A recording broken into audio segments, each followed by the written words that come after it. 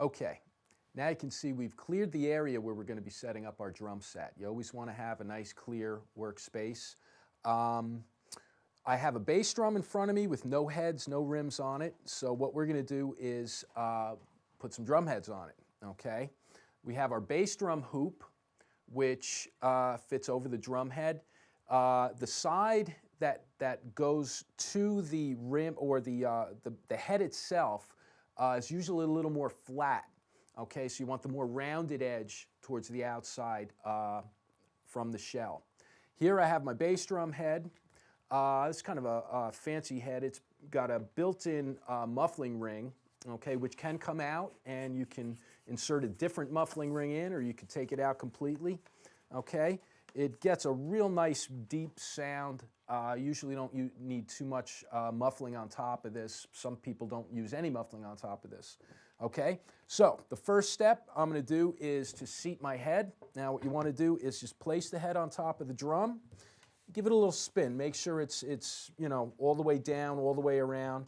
I usually keep the emblem of the drumhead company towards the top, towards the tom-tom mount, and the tom-tom mount is the top of our bass drum, okay? Also, the batter side of the bass drum, the side of the drum that is struck, is furthest from the leg pegs, okay? These are what support the bass drum, keep it from sliding. Okay, so the opposite side from where the leg peg mount is where you want your batter head. And we're going to put the batter head on first. Okay, so I will lay the hoop on top of the drum. Now usually there's a seam in the hoop. Usually you want to keep that towards the bottom just because of the fact that it looks better. You don't want to see the seam out on your drum. Okay, so lay the hoop on top, give it a little spin, make sure it's seated nicely, evenly around the drum. You can kind of eyeball it and make sure that it's not too far off to one side, okay? And then we just kind of make sure it's on there. And then we are going to take our tension rods and bass drum claws. These are the tension rods for the bass drum. Each tension rod should have a washer, okay? And the washer goes right on between the tension rod and the bass drum claw, okay? So what I'm going to do here is just I'm going to put these on and I'm going to finger tighten them.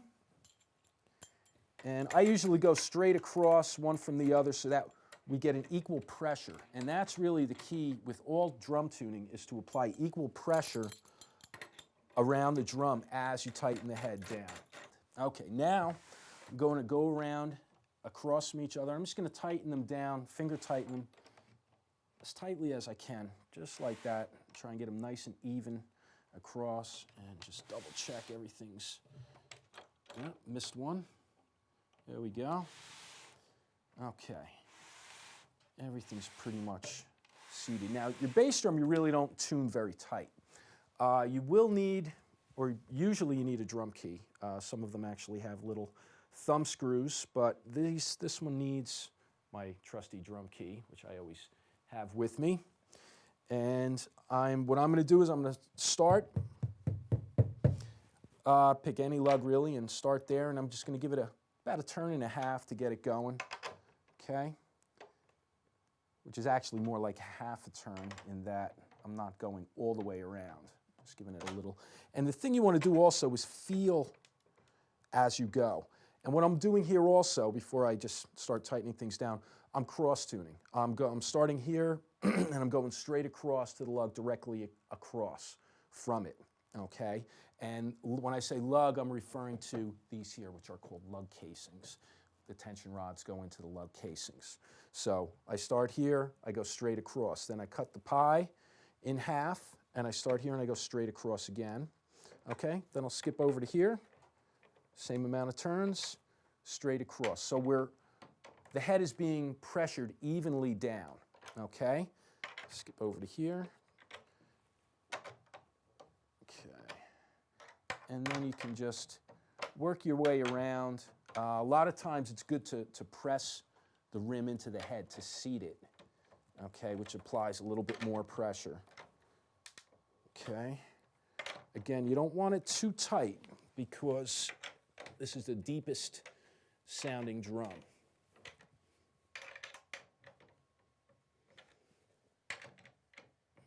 all relatively close. And then I'll go around and tap a few inches in from each lug.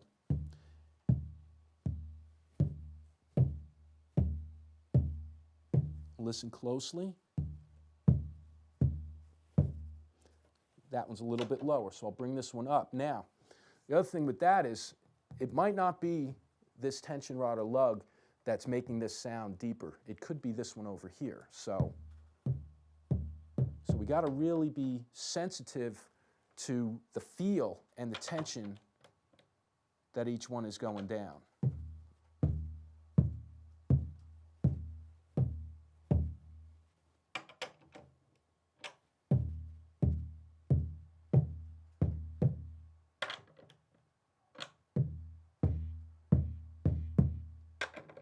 We don't want to make it tight. Okay, that's pretty close.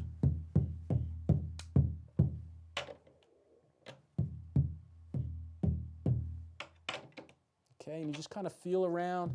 You want to try to develop your ear a little bit. And tuning drums is not an exact science. It's something that is very much trial and error. And the only way to develop skill at tuning drums is to do it. You gotta practice it. You gotta listen to it. You gotta tweak your drums constantly to to try to get them to sound the best they can. New heads will stretch out. They will get loose very quickly. So if you're playing them, you get new heads on and you start playing them. After a little while, give it a little tap test around above each tension rod and try to make sure that they're all relatively close to the same pitch. And you also want to work on the intervals between the drums. We'll get to that in a minute. So there we go. For now, we'll start with that. And now we will bring in the front head of the drum, okay, which I'll bring in from over here. Now, okay, front head of the drum. This one I have a hole cut in the head because to put mics in. Basically, it's a hole so that the microphone can go into the drum for miking, okay? Most heads don't come with holes in them. They sell, little templates that you can get and cut the hole. I did this one myself. So now, I'm gonna lay this on. You wanna have your logo towards the top, towards your tom mount, and just try and get it nice and centered and even, and again, give it a little spin, make sure it's centered on the drum well, okay?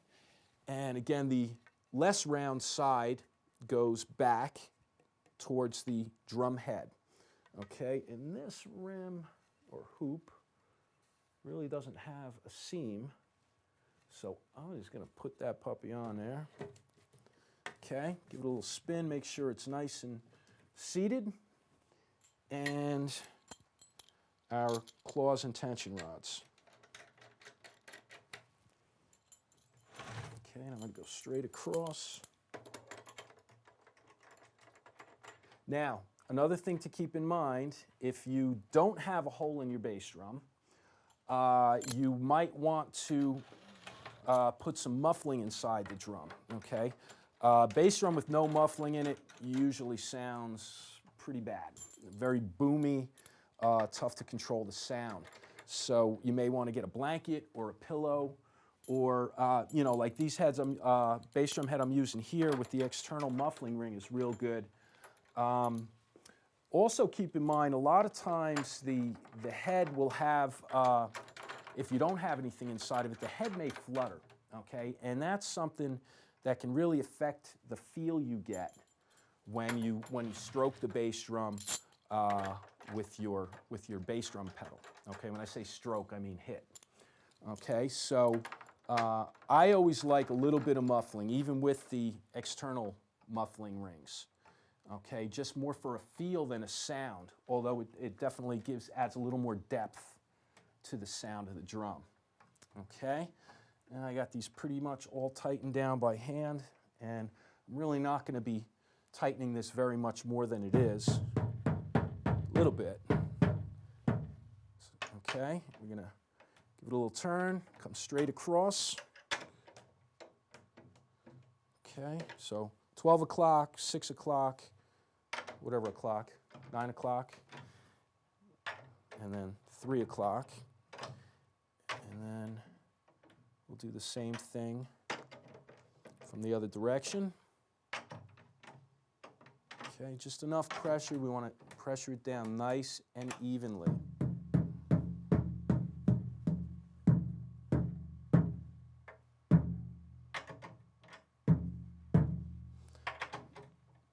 This head, especially with a hole cut in it, doesn't make that much difference with the sound. But we definitely want it to be somewhat evenly tuned. Okay.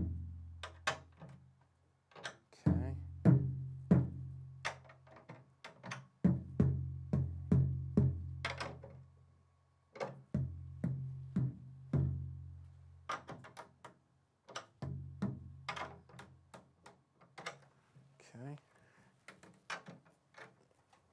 And then I'm just going to grab the rim to the back of the head. Just make sure they feel like they're tuned evenly.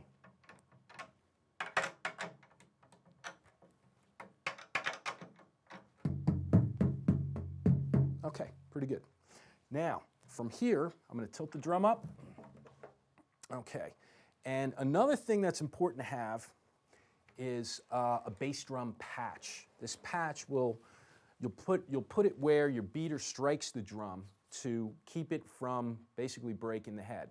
I'm going to wait a couple minutes and do that. I'm going to set the bass drum up first, and I got to put the pedal on to check the height. So the other thing, next thing we're going to do is set our legs of the bass drum. Okay, and very simply, you loosen these here, and you're going to tilt it back. Now, usually there's a line to show you where the optimum position to put the legs is. Okay. So on here, I line up the lines. Now here we have extensions. I have these all the way out because they're set. Okay, so these can come all the way out, depending on the height you like. Okay, I usually keep it up where I want the front of my bass drum to be about an inch or so off the ground, lifted up. Okay, and we're going to tighten these down, make sure these are good and tight. And we're going to tighten that down there, and then we'll come around and we'll do the other leg. Okay, it's going to come out this way. And I don't know if you can see the line where these line up right here. Okay, and there you have it. The leg is set, the extension. Okay, now what I'll do to show you about the patch is I'll grab a bass drum pedal.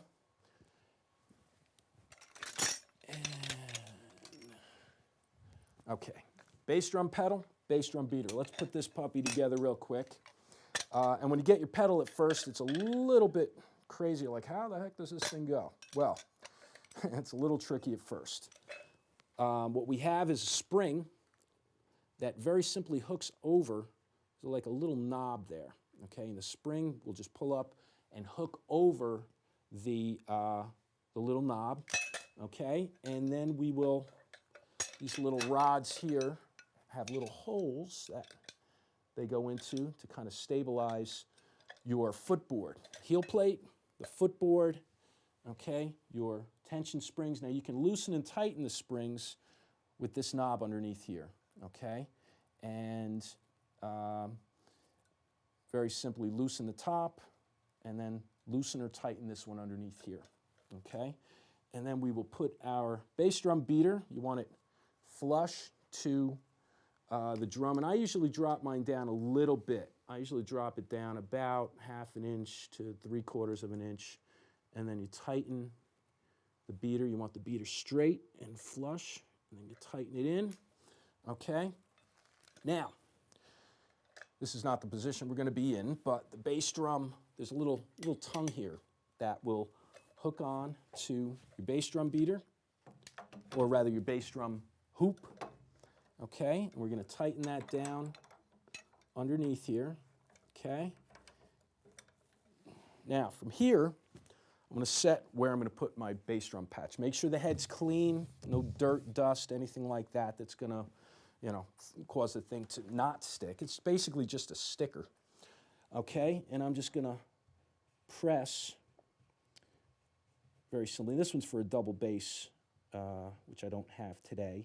So I'm just going to set my height right there. Find out where I'm putting it.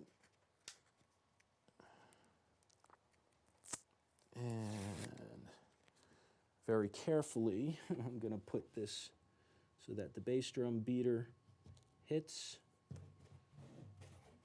just like that. Okay. Press it on good, and you're good to go. Now, let's see what it sounds like.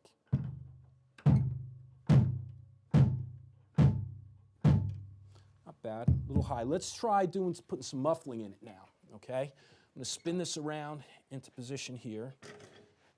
Now, you see that we have a hole in the front head. That is for a microphone, but it's also, I can slip my muffling in easily right through here. If I wanted more muffling, I could put more in. If I want less, I could put less in. Okay? Let's see how that sounds. That's got a thud. Our overhead camera gets a nice shot of the bass drum attached to the bass drum hoop.